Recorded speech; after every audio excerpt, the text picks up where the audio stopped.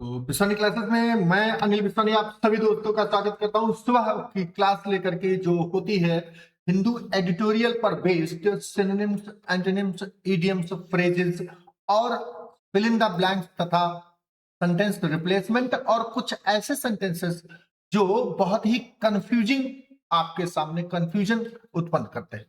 तो ये सारे सेंटेंसेस द हिंदू एडिटोरियल पर बेस्ड होते हैं और इसलिए ये हर एग्जाम्स के लिए, चाहे वो एसएससी हो, बैंक हो, टीजीटी हो, पीजीटी हो, 10th हो, 12th हो, जितने भी कॉम्पिटिटिव एग्जाम्स हैं और प्लस एजुकेशनल एग्जाम्स हैं, जो एकेडमिक एग्जाम्स हैं, उन सभी के लिए ये क्लास बहुत ही महत्वपूर्ण होने वाली है। तो चलते हैं, बिना देरी के शुरू करते हैं। पहला सेंटेंस है ऑब्डूरेट। ऑब्डूरेट का मतलब क्या होता है?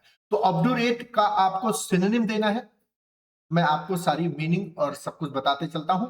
ऑब्डूरेट का मतलब होता है, ऑब्डूरेट का आपको सिनोनिम देना है। मैं मीनिंग सबके बताता चलता हूं आपको। सिनोनिम मैं आपको बताता चलता हूं। फ्लेक्सिबल। फ्लेक्सिबल का मतलब होता है बहुत ही ज्यादा लचीला, जो बहुत ज्यादा लचीला हो, फ्लेक्सिबल हो। स्टबॉर्न जिद्दी होता है, हठी जिसको कहते हैं आप। और परसुएसिव का मतलब होता है मनाने वाला, जो किसी को मनाए, मनाने वाला, परसुएसिव, राजी करने वाला। और न्यूट्रल का मतलब होता है जो तटस्थ हो, जो किसी प्रकार से कोई किसी के पक्ष में ना हो। तो इसका आंसर होगा बी, स्टबर्न, जिद्दी, हठी। और यही है ऑब्डूरेट का मतलब। तो ऑब्डूरेट और स्टबर्न बिल्कुल सेम वर्ड्स हैं। ऑब्डूरेट मींस स्टबर्न, मतलब जिद्दी और एकदम, हाँ ठीक है, रिजिड, कठोर, सख्त। लुसिड का मतलब होता है क्लियर, जिसका मतलब हिंदी में होता है स्पष्ट, साफ साफ बात जब कहिए आप तो वो लुसिड होती है। वही कोहेरेंट होती है, संगत होती है, सुसंगत से कहते हैं आप, सुसंगत होती है। और वही ऑब्सक्योर जो होता है वो अस्पष्ट होता है। और लॉजिकल तार्किक होता है, जो तर्क के रूप में कहा जाए, ये तार्किक होता है। तो क्लियर, लुसिड, कोहेरेंट, ये तीनों आपस में साइनो हो गए। ये तीनों आपस में साइनो हो गए। और आपको देना है इन तीनों का एंटोनिम, कह सकते हैं आप। लुसिड का एंटोनिम तो ऑब्सक्योर हो गया, ये इसका एंटो हो गया, और ये इसका साइनो हो गया, और ये भी इसका साइनो। चलते हैं अगले word. Meaning of sanguine. Sanguine का मतलब आशावादी होता है, वह जो बहुत ही आशा रखे, आशावादी। और ऑप्टिमिस्टिक का भी मतलब वही होता है। पेसिमिस्टिक निराशावादी होता है, ये उल्टा है इसका, निराशावादी। इनडिफरेंट उदासीन होता है, जिसको कोई लेना देना नहीं किसी से, पॉजिटिव हो चाहे नेगेटिव। और सिनिकल यह निंदक होता है, जिसको आप पीड़क कहते हैं, है ना, जो निंदक होता है, समझ रहे हैं? कटाक्ष करने वाला, निंदा करने वाला, निंदक या कटाक्षपूर्ण, कटाक्षपूर्ण, जो आप पर कटाक्ष कर। तो इसमें ऑप्टिमिस्टिक ही इसका सही वर्ड होगा, सही। एफेमेरल का मतलब होता है जो क्षणिक हो, कुछ ही देर के लिए जो आए, उसे हम एफेमेरल कहते हैं। आपको इसका एंटोनिम देना है, तो फ्लीटिंग भी क्षणिक होता है, जो क्षण भर के लिए आए, और ये भी वही होता है। तो ये तो आपस में साइनो हो गए। ट्रांजिएंट भी क्षणिक होता है, पानी का बुलबुला थोड़ी देर के लिए आता है, तो ये भी इसी का साइनो हो गया। एंड्योरिंग परमानेंट होता है, परमानेंट, और इसीलिए यही इसका अपोजिट यानी एंटो होगा। और मोमेंटरी ये भी क्षणिक होता है, ये भी इसका साइनो हो जाएगा। हम साइनो एंटो दोनों बताते चले, ठीक है ना।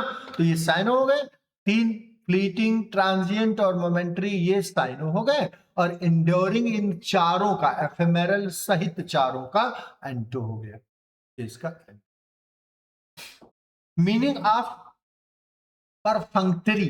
परफंक्टरी, परफंक्टरी का मीनिंग क्या होता है, आपको इसका मीनिंग बताना है।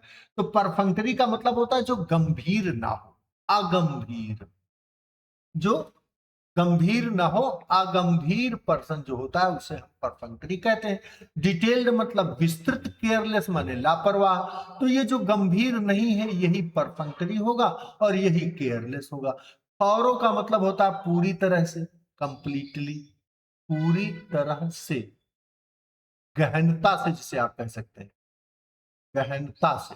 कोई चीज आप बहुत ही गहनता से, कंप्लीटली, थारोली या गहनता से आप कंप्लीट कर। एग्जॉस्टिव थकाने वाला होता है, जो आपको बहुत थका दे, थकाने वाला, एग्जॉस्ट कर दिया आपको तो एग्जॉस्टिव हो गया। तो इसका परफंक्टरी का जो मीनिंग होगा वो होगा केयरलेस, यानी अगंभीर, नॉन सीरियस पर्सन। अब है इम्प्लीकेबल। इम्प्लीकेबल का मतलब क्या होता है? फार गिविंग का मतलब माफ करने वाला, भूलने वाला, माफी देने वाला, देने वाला। रिलेंटलेस का मतलब होता है कंटिन्यूअस, कंटिन्यूअस, जो लगातार काम को करे। फ्लेक्सिबल होता है लचीला, जो बहुत ही लचीला हो। और टेम्परेरी, क्षणिक होता है, जो थोड़ी देर के लिए आए। तो इस इम्प्लीकेबल का मतलब होता है कंटिन्यूअस, यानी लगातार जो काम करे, यानी relentlessly it was going, relentlessly, continuously, implacably, implacably, implacably, continuously, relentlessly, all the words are the synonym to each other. ठीक है, अब आ जाओ क्रेडुलस। क्रेडुलस का मतलब होता है भोला भाला, जो एकदम सहज विश्वासी, भोला, सहज विश्वासी, जो किसी पर भी सहज विश्वास कर ले, यानी ट्रस्टिंग, ये इसका साइनो हो गया।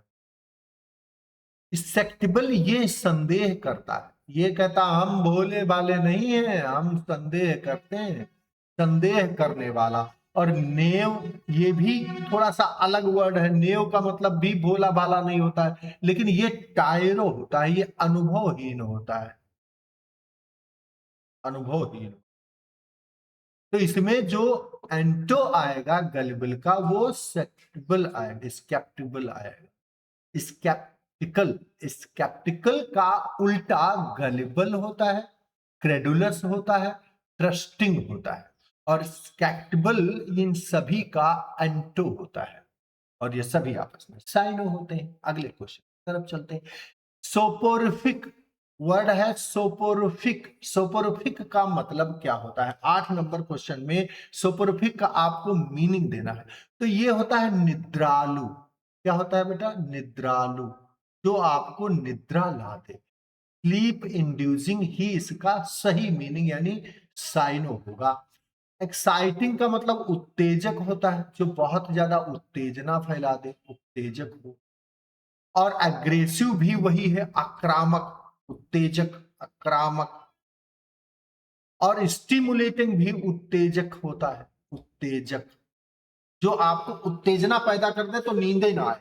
तो ये तो सब उल्टा हो गया इसके। तो मीनिंग यहां इसका स्लीप इंड्यूसिंग ही होगा। और एक्साइटिंग और एग्रेसिव और स्टिमुलेटिंग ये आपस में साइन होंगे।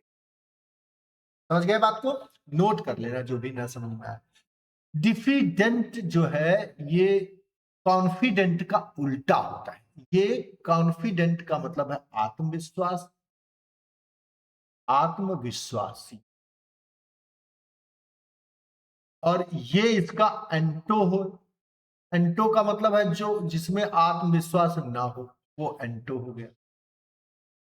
हेजिटेंट, ये हिचकिचाता है, इसमें आत्मविश्वास की कमी होती, हिचकिचाना।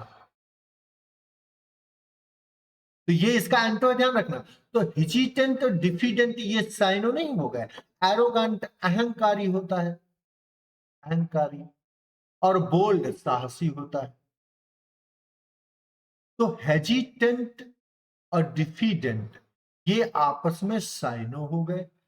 कॉन्फिडेंट ये इसका उल्टा हो गया। तो डिफिडेंट का उल्टा कॉन्फिडेंट है, कॉन्फिडेंट का उल्टा डिफिडेंट है, और कॉन्फिडेंट का उल्टा हेजिटेंट भी है। बात समझ गए? आ जाओ 10 नंबर पे।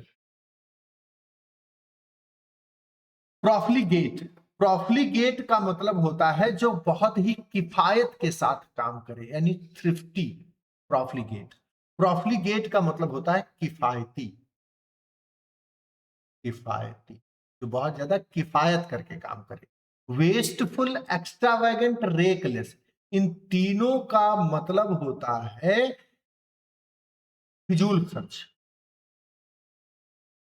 फिजूल खर्च करने वाला, खर्च करने वाला, जो फिजूल में पैसा खर्चा करता है उसे हम रेकलेस, वेस्टफुल और एक्स्ट्रावेगेंट कहते हैं। और थ्रिफ्टी का मतलब होता है प्रॉफिलिगेट, सॉरी, प्रॉफिलिगेट और वेस्टफुल, एक्स्ट्रावेगेंट और रेकलेस ये आपस में सिनोनिम होते हैं। और एंटो इसका सी यानी सी होगा, यानी किफायती, जो किफायत से काम करता है, जो बहुत ही किफायत से काम करता है उसे। चलो अगला वर्ड देखो। तो स्टील अ मार्च ऑन का मतलब होता है धीरे से स्टील कर लेना। मार्च ऑन माने आगे बढ़ना होता है, कदम से कदम मिला के लोग बढ़ रहे थे तो मार्च ऑन हो गया। कदम मिला के चलना, कदम मिलाकर चलने को हम कहते हैं। और स्टील माने चुराना, तो कदम से कदम मिला के चल रहे थे और एक आदमी जो था वो चुप्पे से स्टील करके साइकिल बैठ लिया और आगे निकल गया। तो चुपके से बढ़त बनाना, चुपके से बढ़त बनाना, बढ़त बनाना, ये होता है। ठीक है। और रिट्रीट सडनली ना, गेन एन अनफेयर एडवांटेज, यही इसका सही शब्द होगा, बी वाला। तो ये भी है, अनफेयर एडवांटेज उसने लिया। साथ में 10 लोग जा रहे थे, एक ने स्टील कर लिया मार्च ऑन करते समय, ठीक है ना। तो वो अनफेयर एडवांटेज ले लिया उसने और इसीलिए उसने गेन अनफेयर एडवांटेज कर दिया। तो पास द बक का मतलब होता है जिम्मेदारी को टालना। अपने पे जो जिम्मेदारी आई वो हमने दूसरे पे पास कर दिया, जिम्मेदारी टाल दिया, यानी शिफ्ट रिस्पॉन्सिबिलिटी, रिस्पॉन्सिबिलिटी को दूसरे पर शिफ्ट कर दिया। तो यही इसका मतलब होगा, जिम्मेदारी से बचना, जिम्मेदारी से बचना, यही इसका। टू वॉक टाइट रोप, अब मान लो एक रस्सी है, उस पर आप चल रहे हो तो इधरों गिर सकते हो, इधरों गिर सकते हो, इधरों गिर सकते हो, इधरों, यानी आपको बहुत ही संतुलन बना के रखना। जैसे कि यहाँ पर सेंटेंस में देखिए, government walking a tight rope on reforms, जब वो सुधार करने की बात करती है तो वो एक टाइट रोप पर चलती है, यानी गिरने का खतरा रहता है। और वो बैलेंस बनाती है बिटवीन रिस्क्स, दोनों तरफ उसके खतरे होते हैं। तो खतरे में संतुलन बनाना, खतरे में संतुलन बनाना, जब आप खतरे में हो और संतुलन बनाना चाहें तो आप कह सकते हैं you are walking a tight rope, रस्सी पर चल रहे।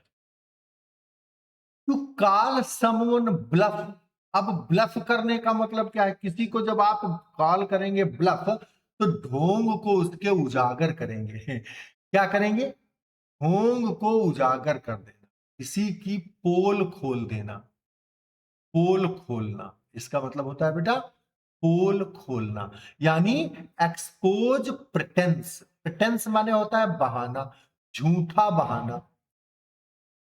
बहाना हालांकि झूठा ही होता है, बहाना जो है वो झूठा ही तो होता है, नकली होता है, असली तो होता नहीं। तो यही इसका मतलब, तो कॉल समवन अप, यही इसका मतलब। एट द 11th आवर का मतलब होता अंतिम समय में, जब एग्जाम का समय आया तो भैया पढ़ाई चालू कर दिए, इसका मतलब है he is doing something at the last moment, अंतिम समय में वो कोई कार्य कर रहे हैं, 11th आवर की पढ़ाई। मिनिस्टर ट्राइड टू पब्लिक, अब देखो टाइड ओवर का मतलब होता है मुश्किल से निकलना, मुश्किल से निकलना, मैं सबकी मीनिंग बताऊंगा, आप लिख लेना। मुश्किल से, टाइड माने होता है ज्वार भाटा, तो ज्वार भाटा के ऊपर से निकलना यानी मुश्किल से निकलना, पास करना। प्ले डाउन का मतलब होता है किसी चीज के महत्व को कम करना, महत्व को कम करना। और कैरी आउट का मतलब होता है अप्लाई करना, लागू करना। और ब्रिंग अबाउट का मतलब होता है कोई चीज घटित करना। ठीक है, अब इन चारों में से जो प्ले डाउन है यही इसका सही उत्तर होगा, क्योंकि कह रहा था minister tried to play down public anger, यानी पब्लिक के एंगर को थोड़ा सा डाउन किया, प्ले डाउन किया, ताकि जो क्लैरिफिकेशन दिया उसका महत्व बढ़े। क्लैरिफिकेशन के द्वारा मिनिस्टर ने एंगर को कम करने की कोशिश। 17 number, talk finally after weeks of stalemate, stalemate के वीक्स बीत जाने पर टास्क किया फाइनली। तो फाइनली टास्क फेल थ्रू हुई कि ब्रोक इन हुई या टर्न अप हुई या सेटअप हुई, इन सभी के वर्ड की मीनिंग आप देखिए फेल थ्रू ही यहां पर होना चाहिए। फेल थ्रू का मतलब होता है असफल होना, असफल होना क्या होता है, असफल होना, और यही इसका मतलब। ब्रोक इन का मतलब होता है किसी चीज को, ब्रोक इनटू, ब्रेक इनटू वही कह सकते हैं, ब्रोक इन माने बीच में घुसना, बीच में आ जाना। और टर्न अप माने प्रकट होना, सामने आना, टर्न अप टू बी। और सेट ऑफ माने निकल लिया, निकलना, ही सेट ऑफ द जर्नी, निकलना, set of the journey, set out for that, set out और सेट ऑफ द जर्नी। तो task finally fail through after weeks of stalemate, stalemate हुआ हफ्तों तक और आखिरकार वो सब असफल ही हो गई, fell through. The policy seeks to, अब policy seeks to loopholes. अब प्लग का मतलब होता है किसी चीज को, प्लग लूप होल्स का मतलब कमियों को बंद करना। प्लग होता है ना, कोई चीज कहीं पे गड्ढा है तो उसको हमने प्लग कर दिया, तो प्लग माने होता है कमियों को ढकना, कमियों को ढकना। तो ढकेंगे तभी तो, कमियों को ढकेंगे तो कैसे, तभी तो लूप होल्स बंद होंगे। The policy seeks to plug loopholes in regulation, बिल्कुल ब्रिंग टेक होल्ड का कोई यहां लेना देना नहीं है, कॉन्टेक्ट से बिल्कुल बाहर। Plug is the correct. 20 number.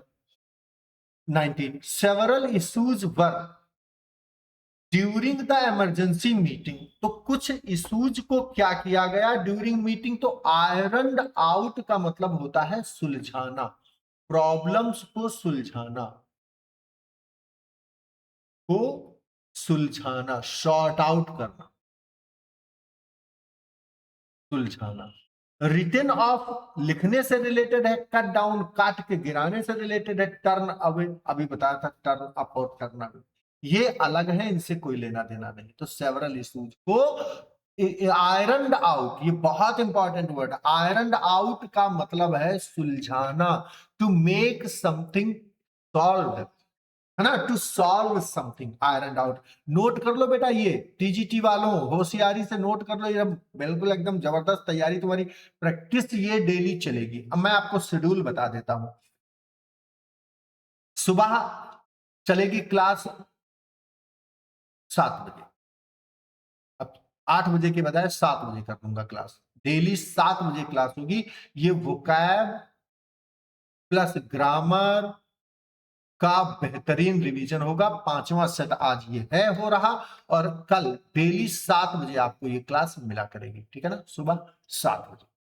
ठीक है, शाम को आपको एक क्लास 6 बजे मिलेगी, ये होगी मेंस के लिए, LT grade mains, LT grade के लिए।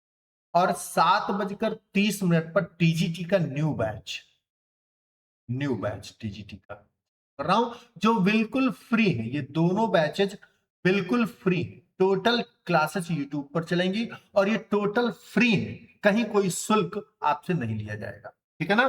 तो ये आप 3 क्लासेस आप मानिए, सुबह 7 बजे, शाम को 6 बजे और शाम को 7:30 बजे, ठीक है। चलते हैं आगे बढ़ते हैं। The inquiry committee will the allegations, 20 number. तो गो इनटू का मतलब होता है जांच करना, गेट इनटू, गो इनटू का मतलब होता है गेट इनटू पहुंचना होता है, गो इनटू का मतलब होता है जांचना, कोई चीज जांचना। तो will go into the allegations, allegations की जांच करेगी committee. Committee now go after का मतलब पीछा करना होता है, गो बाय का मतलब साथ जाना होता है, और गो ऑफ का मतलब अलग होना होता है, अलग जाना होता है। तो यहां जो वर्ड है गो इनटू, यही बिल्कुल सही आएगा, गो इनटू। चलो next, the move was widely as politically motivated, the move was widely perceived, persuaded, presumed, predicted, है ना। 21 नंबर, क्वेश्चन नंबर 21। तो परसीव्ड का मतलब होता है जैसा समझा गया, मूव वॉज वाइडली परसीव्ड माना understood, as understood, as understood इसका मतलब है। और परsuaded का मतलब होता है पीछा करना किसी का, परsuade करना, पीछा करना, यानी राजी करने की कोशिश करना, मनाना कह सकते हैं उसको, मनाना, परsuade किया, मनाना। और प्रिज्यूम्ड का मतलब होता है अज्यूम करना, अज्यूम करना। और प्रिडिक्ट मतलब भविष्यवाणी करना, भविष्यवाणी करना। तो इसमें परसीव्ड ही सही वर्ड है जो यहां पर टेक्निकली फिट होता। The move was widely perceived as politically motivated, पूरी तरह से उसको समझा गया कि वह पॉलिटिकली मोटिवेटेड, यह कदम जो उठाया गया। The reforms aim to transparency in government, ensure, assure, insure, secure. Ensure का मतलब होता है सुनिश्चित करना,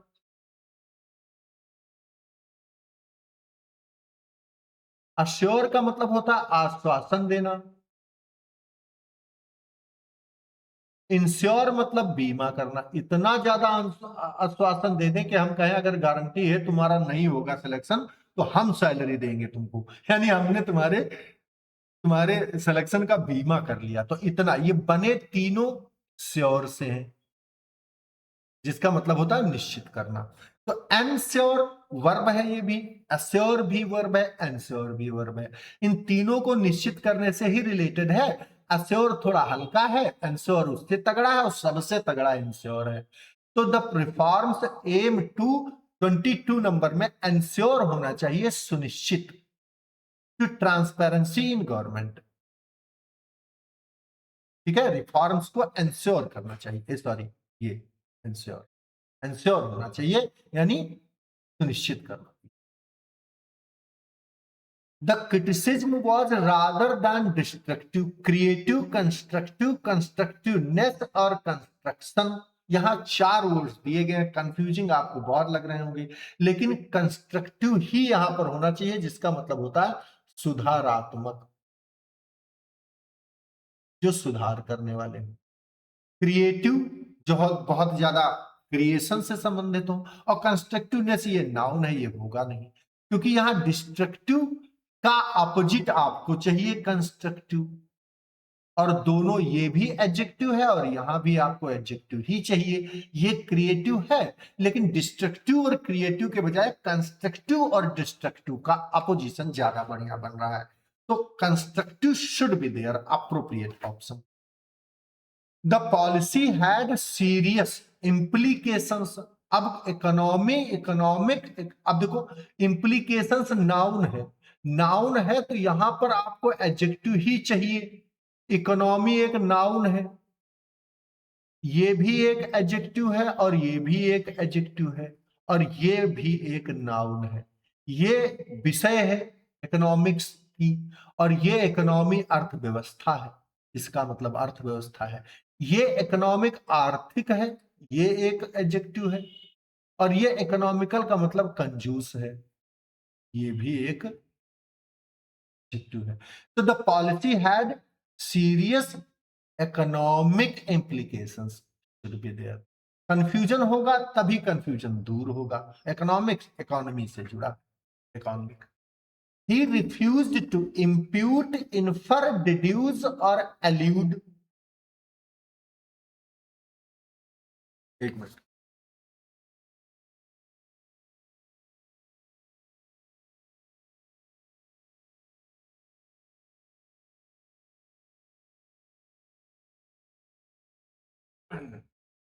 अब देखो, he refused to blame without evidence, ठीक है ना।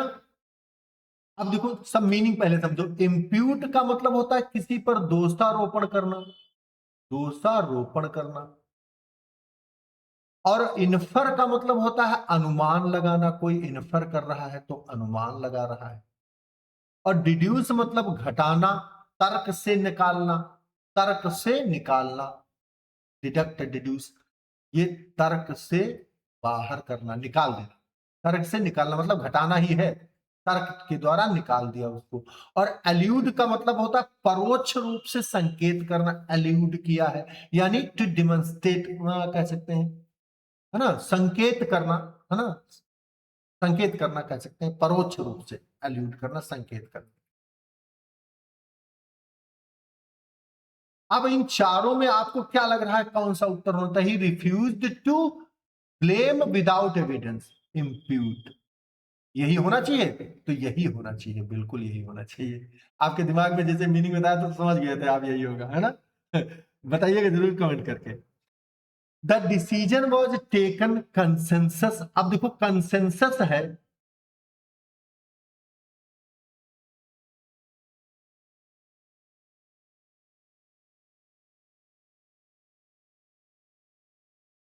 अब डिसीजन वॉज टेकन कंसेंसस, अब कंसेंसस है यहां।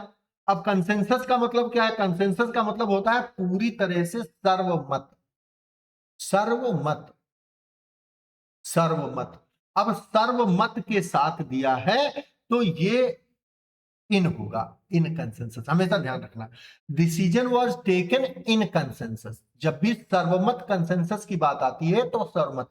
और आपको बता दें आज जो क्लास चलेगी ना 7:30 पर, वो आपका प्रिपोजिशन हमेशा के लिए दिक्कत दूर कर देगी।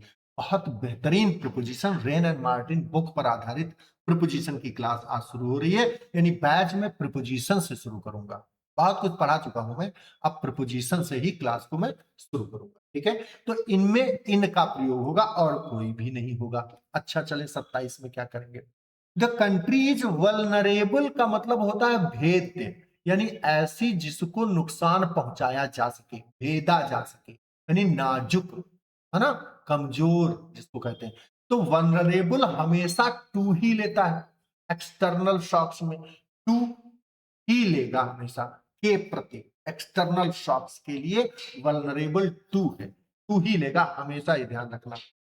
ही वॉज एब्सॉर्ब्ड, अब देखो एब्सॉर्ब जब भी यूज किया जाता है तो हमेशा ऑफ ही लेता है, आपको मालूम है, एब्सॉर्ब के साथ पहले भी आप कर चुके हो। He was absorbed of the charges, इसका मतलब है वह दोष मुक्त किया जाता है। एब्सॉर्ब ऑफ का मतलब होता है दोष मुक्त करना,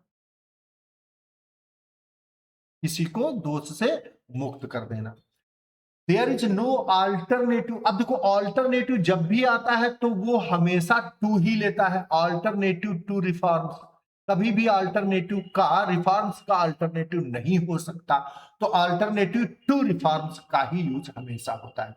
the policy is aimed, the policy is aimed, और हमेशा अहेड लगता है एम्ड के साथ, आप जानते हो। और इसी के साथ मैं ये क्लास को खत्म करूंगा। कल 7 बजे फिर से आपको सुबह मिलूंगा। मैं एक बार शेड्यूल बता देता हूं, सुबह 7 बजे, शाम को 6 बजे, और शाम को 7:30 बजे। ये वोकैब और ग्रामर की ये जो चल रही है प्रैक्टिस, 6 बजे मेंस, एलटी ग्रेड मेंस, स्मोटी जीटी पीजीटी सभी लोगों को ये क्लास लेनी है। और 7:30 बजे जो क्लास होगी वो ग्रामर स्पेशल होगी, और आज मैं प्रिपोजिशन ही शुरू करूंगा।